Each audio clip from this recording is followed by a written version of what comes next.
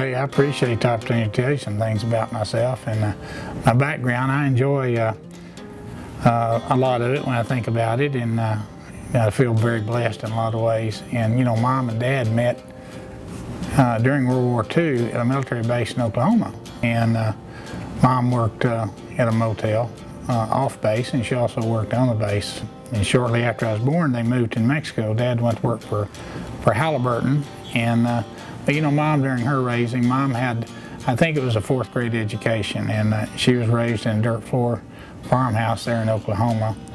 And Dad was raised as on a farm in Haxton, just outside of Haxton, Colorado, a wheat farmer, and a large family. And when World War II started, a couple of cousins went off to the war. One of them went down at USS Arizona, in the USS Arizona at Pearl Harbor.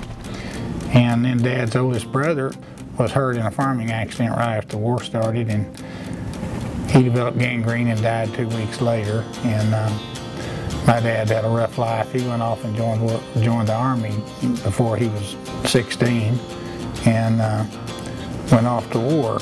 And Dad came home from the war an alcoholic. He could drink a 5th of whiskey every day, and if you didn't really know him, you wouldn't even know he was drinking.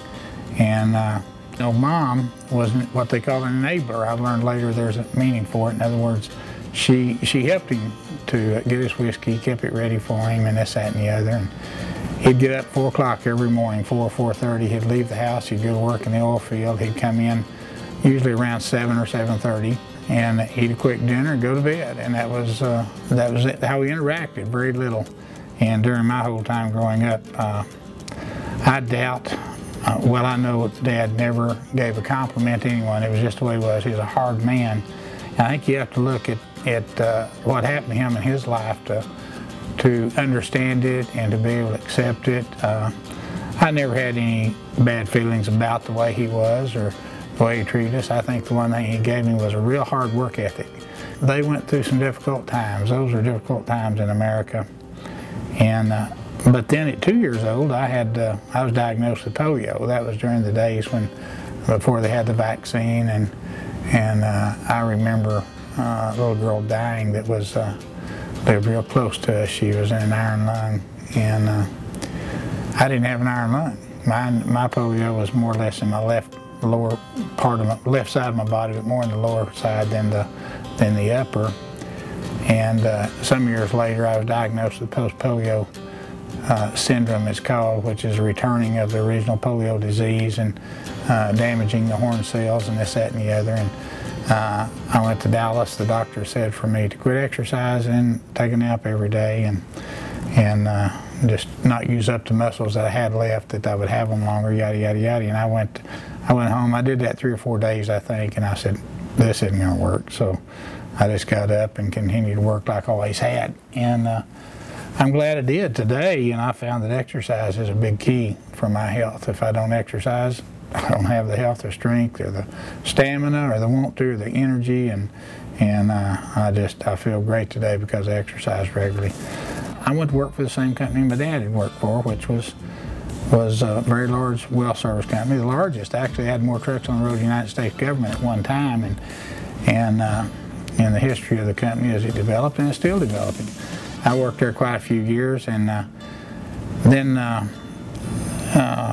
just as coincidences happen, I quit, took another opportunity later on. People couldn't believe I'd left because Dad grew up in that company, and I was raised in the oil field camps, they were called. As Dad moved 8 times while from the time I started school to the time I graduated from high school. And but I left and I went to another company, and kind of like jumped out of the frying pan into the fire, as they say, and that didn't work out well. So somewhere along about that time, I had 2 daughters wanting to go to college, and I had to make more money in order to put them to college. I never really thought to go out and start a company, but I did it really for them to generate the money we needed to have a good home life and to help them go to college. And that's what I did, and I started this Freemyer company in 1988, and the first year's annual forecast, I had forecast 300,000, and I did 1.7 million, I believe, well, 1.4 million. The next year was 1.7, the next year 2.4, and then it was 3 something, and it was 6 something, and over the next few years, it had divided up into 4 or 5 different companies with gross revenues between $30 and $40 million. And so somewhere along about that time, the idea of selling these companies seemed like a really good idea. We had 300 to 500 employees a day working within this company. So I started selling off the different divisions or companies and kept the one that I still operate today. And it's interesting. Last year, as our growth went up 4, 5, 6 times more than the previous best year we ever had, a lot of our competitors, they said they can't do it. They would tell my clients, my customers, they can't do it. Don't give them the work. And the customers entrusted me with the work, and they gave it to me.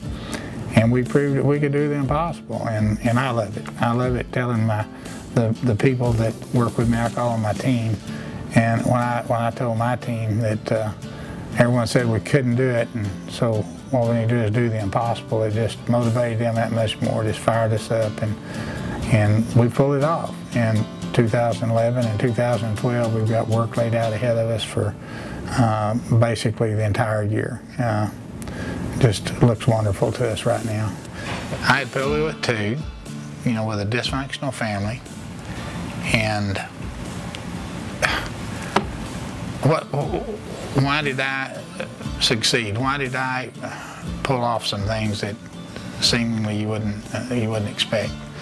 You know, I took the road of being an overachiever. I've been told this, that handicapped children have a choice of being an overachiever and underachiever, and I took the overachiever side, which means that can be really hard on yourself because being a workaholic, never knowing when to quit, never giving up, being over-competitive and all those things. But you know what I really believe made the biggest difference in my life, besides having 2 children that I loved so deeply, that I knew that I was unable to give them what they needed by myself alone, that I got involved in a church. And my children were there first, so I went to see them in choir functions and things like this. But I was so glad they were there because I knew I was unable to give them what they needed to keep them safe in this crazy world. Encouragement when times are tough, all the things that every parent worries about with their child. And I really believed and hoped that church could give them that I couldn't give them. And I think it did, and it gave it to me too. Once I was involved in church, I can remember a couple of people who stand out. One man that really stands out is Herman Glass, and another one is Willard Davis.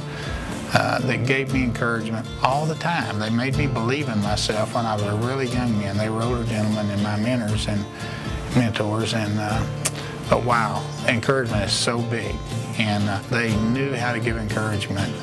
And I think because of that encouragement, then I eventually at some point started speaking in the church and started teaching a Sunday school class, and I became a more confident person. And I believe that was really the beginning of the turning point of being a shy person to someone who would be strong enough eventually to do the things I've done in my life. And I thank God for that.